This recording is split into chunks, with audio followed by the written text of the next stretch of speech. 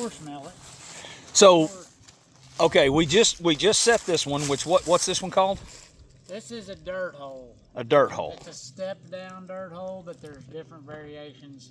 Okay. This set mimics an animal burying something and to get back. Yep. What we're going to set here is a flat set.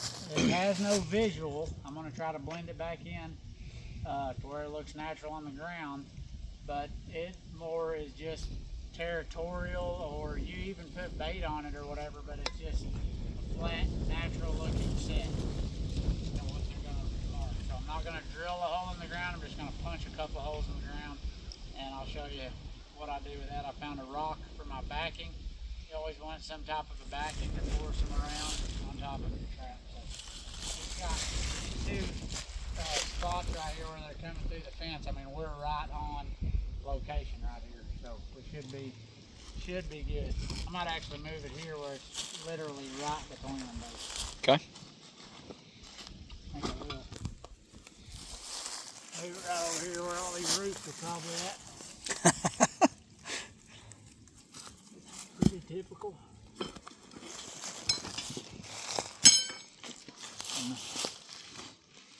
Another deal. You going? Yep. Another deal with trapping, something to pay attention to is the wind. So if these animals were coming out of here and you were having a south wind where it's blowing this scent away and they come out and go whichever way, they may not even know this is here. So I'm also playing off of a north wind we have blowing right into this growed up thicket, and when they come out of this or go into this, the wind from this set is literally 10 feet away. It's going to pick up, they're going to smell it. They may not get in it, but they're going to know it's here. So dig out a trap bed and it's frozen literally.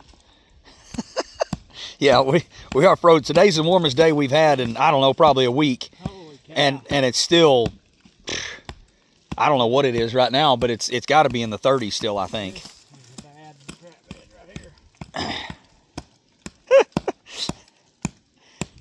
Oh, look at that. It's frozen ground and he's in the rock. Yeah, Fun. I was fixing to say, the perfect rocks and froze. Yep.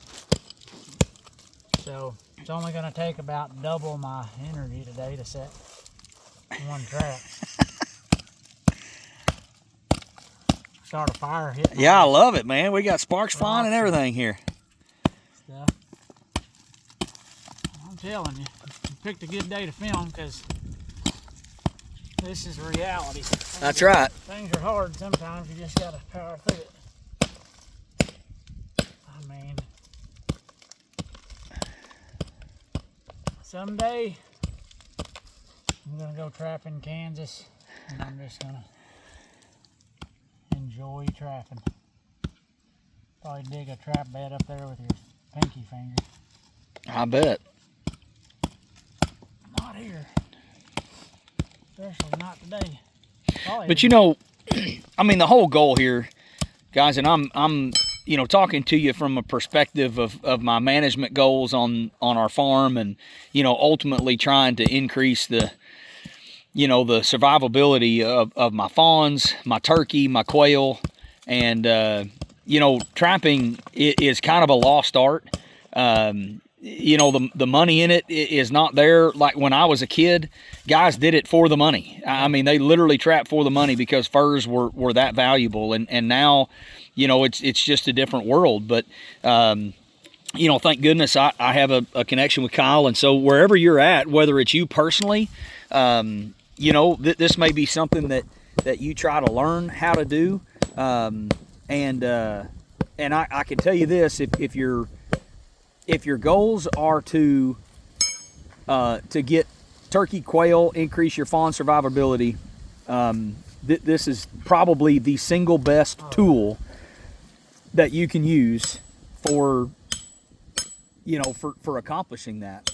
You know, Kyle and I were talking about this the other day. You know, thermal hunting has definitely come on, and there's no doubt it probably has some effect, but, you know, not near the effectiveness of what it is to run a trap line. And if you learn this and, you know, dive into it and get efficient at it, I mean, I cannot tell you how excited I am to see the number of coyotes, possums, coons, skunks, bobcats. I mean, I am all jacked up on Mountain Dew.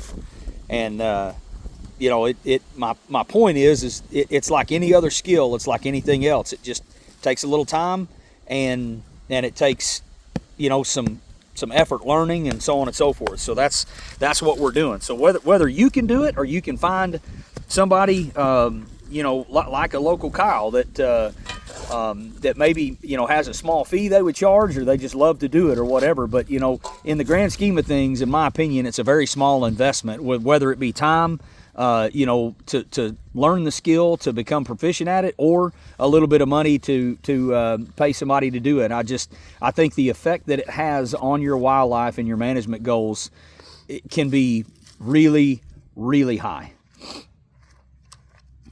Yeah,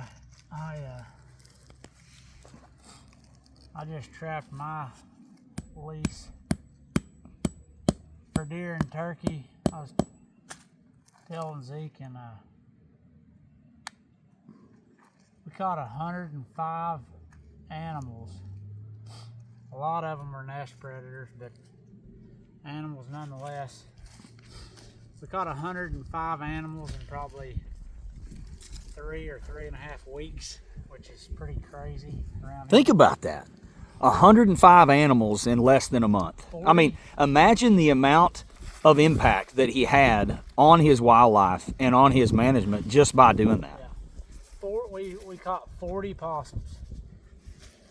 And so, you know, I'm going to elaborate on that a little bit. When you think about, you know, a lot of guys, when they think about predators, when they think about, you know, things that wreak havoc on fawns, on turkey, on quail, the first thing they're going to think about is going to be bobcats and coyotes, right? But what you don't understand is the nest predators have such just such an effect on the survivability of the young of those animals, and that's the next generation. So, you know, those possums, those coons, those skunks, those wreak havoc on turkey nests, on quail poults, it's just crazy. So, you know, it's not just about, these are coyote sets and bobcat sets, correct?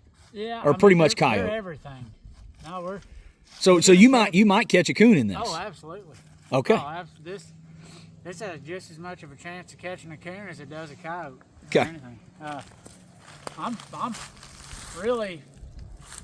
We're setting this for coyote because of the sign. the location where we have the sign, but this is also a creek, and if a coon comes by here, we're going to catch him. Yeah, that's right. So we're right here on the edge. I've actually got a neighbor. You know, there's a homestead right over there through the trees, and I've got a little creek right here flowing through the bottom, right? So that's what he said. You know, and typically, I mean, we all know you're going to find coons around creeks. I mean, they like the water. They eat a bunch of the crustaceans and things in the water. So this is a lot more natural setting looking for sure. Yeah. I mean, it's blending right in. Once that, it looks the worst now as it's ever going to look because it's Fresh dirt. Damp. Yeah, I would say damp, but it's froze. But yeah, I mean, once that kind of dries out and it takes on the day, it'll blend right in. So that's the goal of this, is just to get their nose, not the visual. Okay. Know? So I'm gonna run this back. I can move this rock now, but I don't know. I'm not super tore up about the distance back, but I like to be, 8 inches back or so. Okay. And then what I'm gonna do with this one is I'm gonna just drive a couple holes with my driver. And that's why another reason I like this stake system is this one tool gives me the tool for doing this and for driving in my. Your anchors. So I'm gonna drive Okay. 2 holes here. Drive them so far apart. I'm gonna kind of make an X over that trap.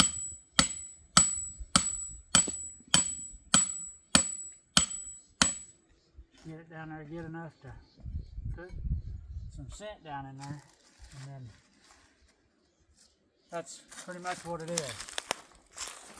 No visual. I'm gonna put bait in those holes. I'm gonna put some urine on that rock. So, Okay. if you were not a trapper or knew where we were at, and you walked by that, you would probably not, Yeah, you just think it's a rock. never know it's there. Yep. Now we got them So our two gaps in the fence. As soon as they come out of here, they're gonna hit to this one. And if they make it very far past this, visually they can see this mound from as soon as they come out. Or before they get in here. So that's my thinking anyhow. Now we're gonna send them up, bait them up.